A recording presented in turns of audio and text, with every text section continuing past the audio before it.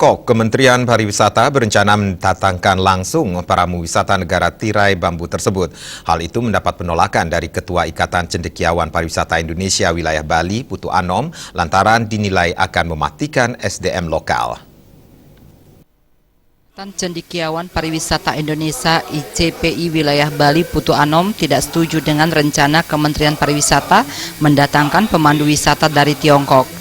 Selain akan mematikan SDM lokal, rencana tersebut juga dinilai kurang efektif dalam mempromosikan pariwisata lantaran pramu wisata asing belum mengetahui secara pasti seluk-beluk budaya Indonesia.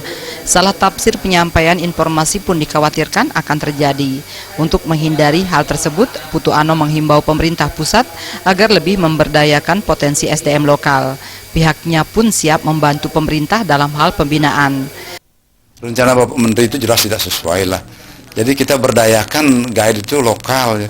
Jangan sampai nanti semuanya asing, kan kita tidak dapat apa-apa ya. Justru potensi itu jangan sampai diambil orang luar. Kita orang Bali yang melakoni budaya Bali harus menjadi pemandu wisata di Bali.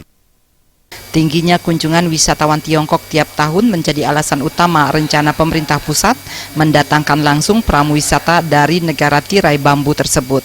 Saat ini rencana tersebut masih dalam proses pembahasan lantaran mengundang pro kontra di tengah masyarakat.